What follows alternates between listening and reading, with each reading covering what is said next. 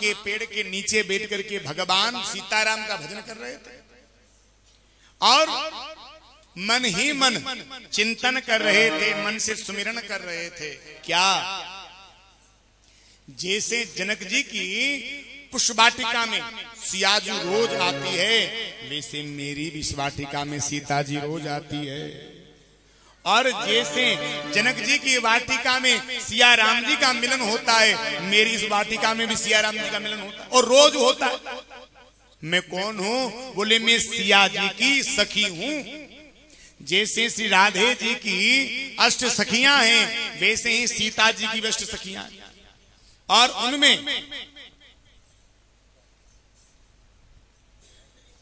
अग्र अली नाम की सीता जी की सखी है। उसी सखी का अवतार है श्री अग्रदास जी महाराज का भक्तमाल में लिखा। अब सेवा में लगे और नाबादास जी महाराज बाहर बैठे पंखा कर रहे हैं गुरुदेव के। भगवान सीताराम जी को स्नान करवाया, सुंदर वस्त्र पहनाए, पुष्प का श्रृंगार कर रहे हैं, क्योंकि पुष्प का श्रृंगार सबरे आखिरी का श्रृंगार है। भगवान का स्नान ध्यान वंदन सब कुछ हो गया। अब भगवान को माला पहनानी है और भगवान राम माला पहनने के लिए तैयार खड़े हैं।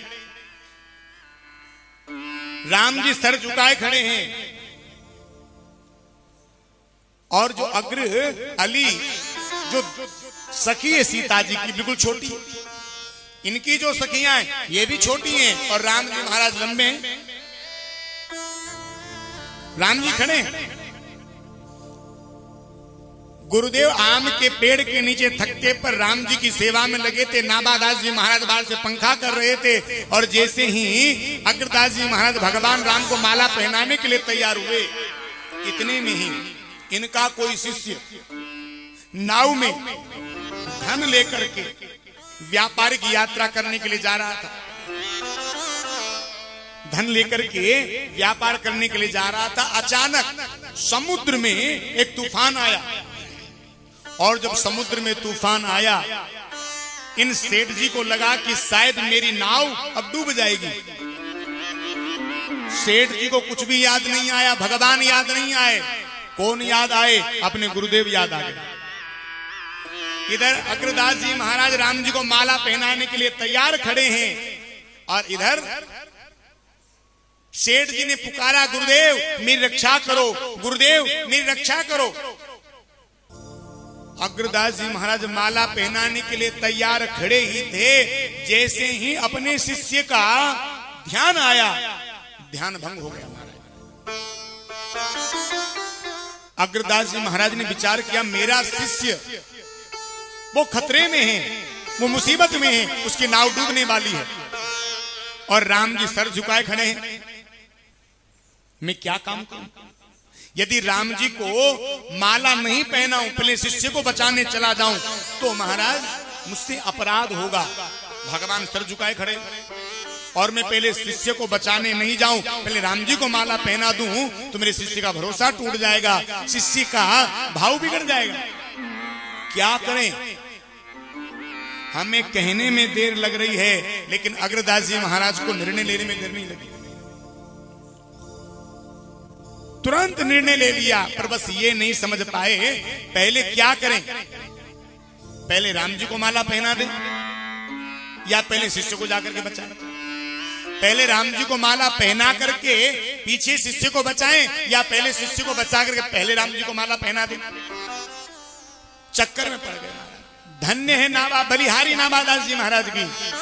इधर गुरुदेव अपने मन में चिंतन कर रहे थे और बाहर बैठे बैठे नाभा सब जान गए। मेरे गुरुदेव को दुविधा हो रही है। दुविधा कहीं की? दुविधा ये हो रही है कि पहले राम जी को माला पहनाऊं कि पहले शिष्य को जाकर के बचाऊं। नाबादास जी ने विचार करी, एक काम मैं कर दूं तो गुरुदेव को सुविधा हो जाएगी। अच्छा तो काम कौन सा करूं? पहले भगवान को माला पहना दूं? नहीं, अभी सेवा में प्रवेश नहीं मिला तो कैसे सेवा कर लें? अच्छा तो शिष्य को बचा लेते हैं। नाबा गया कोई कहीं नहीं, मानसिक सेवा में लगे, सब यहीं बैठे। मन ही मन नाभादास जी महाराज गए और नाभादास जी महाराज ने जाकर के मन से आज गुरुदेव के शिष्य को बचा लिया, अपने गुरु भाई को बचा लिया। कैसे बचाया? जो पंखा कर रहे थे ना, पंखा किया यहां और जरा सा उस बिजली का कोर टेढ़ा कर दिया, हवा कहां लगी? वहां समुद्र में। अब निर्भय हो गए और इधर गुरुदेव तो महाराज विचार करने में लगे, पहले कौन सा करूं, पहले कौन सा करूं। सेठ पार हो गया, नाव पार हो गई और नाभादास जी महाराज के जो गुरुदेव थे अग्रदास जी महाराज, इन्होंने निर्णय किया पहले मैं अपने शिष्य को बचाऊंगा, राम जी से बाद में आकर के हाथ जोड़ के क्षमा मांग लेंगे। गया कोई कहीं नहीं, यहीं बैठे मन से पहुंचे और वहां जाकर के क्या देखा? ना तो कोई शिष्य है, ना वहां कोई जहाज है, ना कोई भ्रमर है। गुरुदेव ने विचार किया, अरे हमें तो वहां ध्यान में सा लगा, सोचा कोई बात नहीं, हो सकता है मेरा भ्रम रहा हो। अब गुरुदेव वो शिष्य वाली बात भूल गए, भगवान की सेवा भी भूल गए। जो नीला नीला समुद्र था बस उसी को देखने में लग गए। देखो कितना प्यारा समुद्र है, कितना प्यारा प्यारा इसका सुंदर नीला नीला जल है। मेरे रघुनाथ जी भी तो ऐसे ही हैं, नीलाम बुझ श्याम मुलको मलांगम। मेरे राम जी भी तो नीले नीले हैं ना।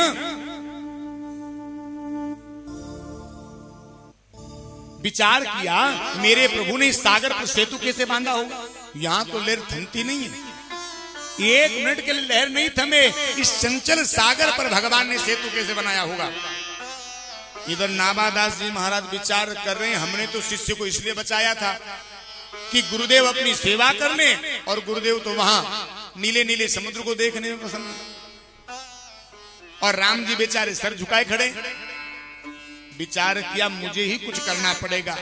सोचा चलो आज गुरुदेव की थोड़ी डिटाई कर ही लेते हैं। गुरुदेव कहां हैं? समुद्र में।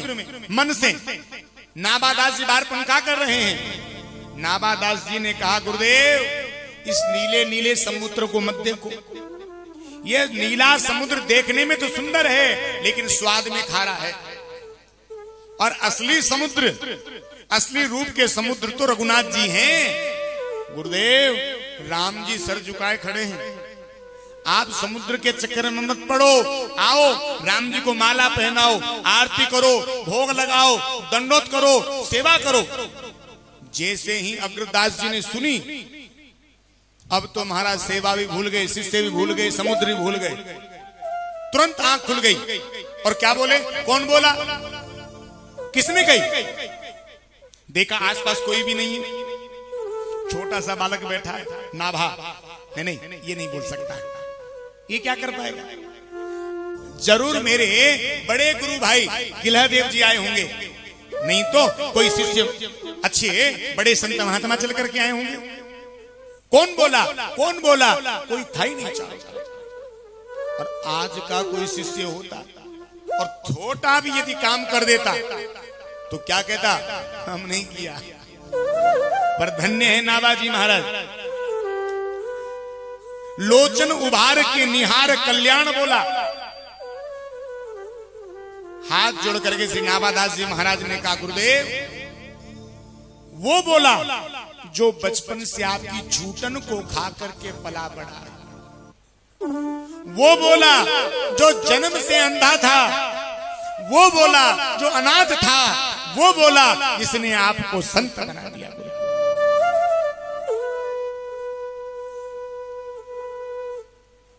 आज जैसे ही अग्रदास जी महाराज ने सुना नाभा तू, झरझर करके महाराज गुरुदेव की आंखों से आंसू बहने लगे। हृदय से लगा लिया, रोने लगे। और गुरुदेव अग्रदास जी कहने लगे बेटा तेरा यहां भी प्रवेश हो गया। अरे जिस स्थिति को प्राप्त करने में मुझे जीवन बीत गया, तूने महज 4 वर्ष में इस स्थिति को प्राप्त कर लिया। छोटे से बालक ने कहा, गुरुदेव मैं तो आपके चरणों का किंकर हूं, मैं तो आपसे बहुत प्रेम करता हूं, पर गुरुदेव राम जी सर झुकाए खड़े हैं अभी तक। वैसे तो गुरु शिष्य को ज्ञान देता है, लेकिन आज शिष्य ही अपने गुरु को ज्ञान दे रहा है। कह रहे हैं क्या गुरुदेव, अभी भगवान सर झुकाए खड़े हैं, पहले जाकर उनको माला तो पहनाओ।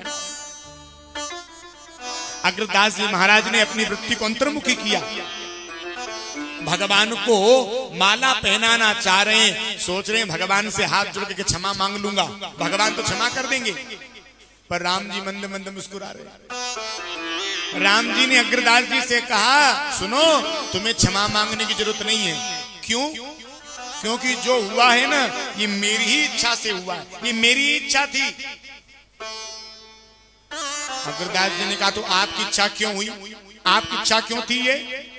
राम जी ने कहा ताकि तुम्हें ये पता चल जाए कि तुम्हारे सामने जो बालक है इसकी स्थिति क्या है, यह बालक कौन है।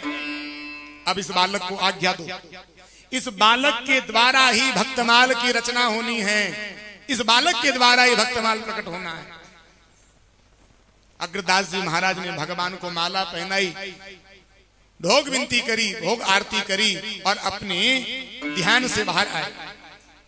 और ध्यान से बाहर आकर के इस नाभा को अपने हृदय से लगा लिया और कहा, बेटा अब तक तो तेरा नाम क्या था, नारायण दास था, पर अब मैं तुझे नारायण दास नहीं कहूंगा, तो अब मैं तुझे नाभा कहूंगा। नाभा क्यों? क्योंकि तूने अपने गुरुदेव की नाभि की बात जान ली, तूने गुरुदेव के मन की बात जान ली, तूने गुरुदेव के हृदय के भीतर की बात जान ली, इसलिए बेटा आज से तुझे मैं नाभा कहूंगा। फिर